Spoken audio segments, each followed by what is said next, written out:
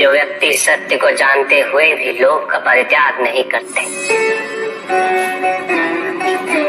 वो सदैव इन्हें खोने के भय में जीते।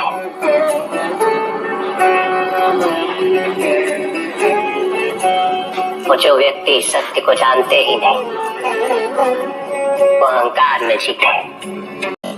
और जहाँ अहंकार और भय उपस्थित हो, वहाँ सुख कैसे रह सकता?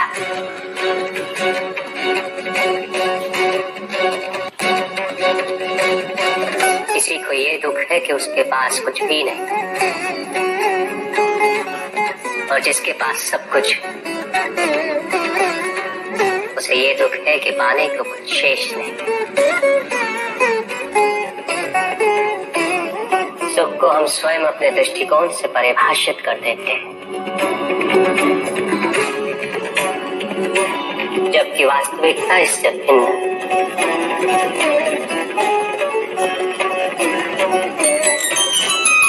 इसलिए आवश्यकता है अनासक्त रहने की। किंतु प्रभु, क्या आसक्ति स्वाभाविक नहीं है? और दुख का मूल कारण भी तो यही है ऋषि भृगु। आसक्ति हमारे मन की शांति को छीन लेती, उसे भंग कर देती।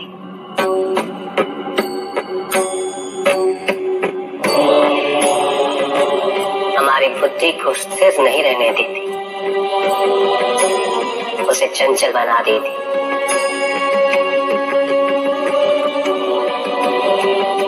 आसक्ति से प्रमाद की उत्पत्ति होती।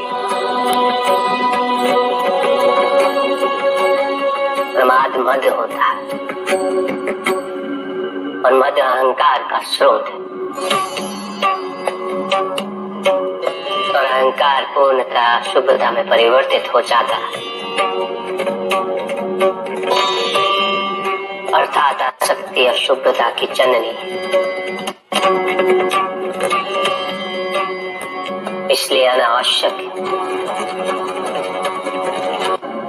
तो प्रभु, आसक्ति को अनासक्ति में कैसे परिवर्तित किया जा सकता है?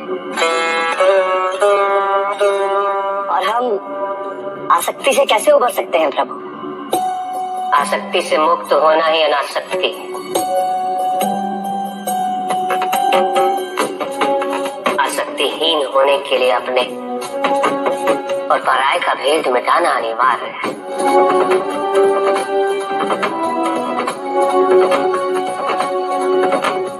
और यह तभी संभव होगा जब हम सुख की खोज बाहर नहीं, अपने भीतर करें। जब हम यथार्थ को पहचान, उसे स्वीकार करें।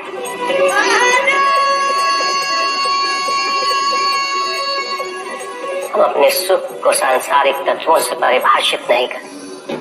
जब तक हम ऐसा करते रहेंगे, हम बंधते जाएंगे। जब हम स्वयं अपने भीतर झांकना आरंभ करेंगे, हमारी मुक्ति का मार्ग स्वतः प्रशस्त होता जाएगा। महादेव, आपने हमें दुख का कारण तो बता दिया, किंतु हम भय के बारे में भी जानना चाहते हैं।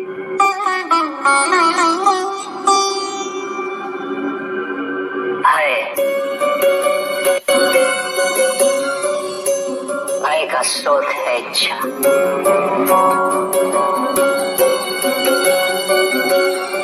पाने की इच्छा होगी तो उसे खोने का भय भी होगा।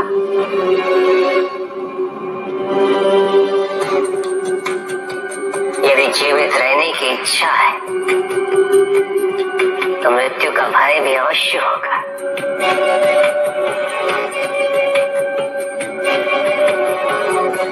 किंतु केवल मनुष्य ही नहीं, देवता, गंधर्व सभी इस भय से ग्रसित हैं।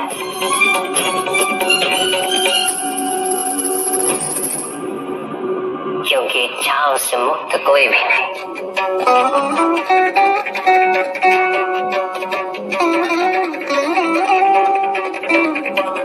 ईर्ष्या, ईर्ष्या, द्वेष और निंदा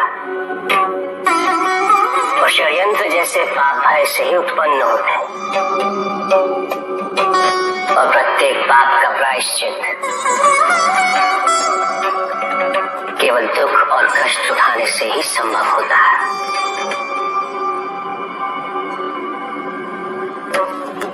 इसलिए भय भी अंत में दुख का कारण बन जाता है।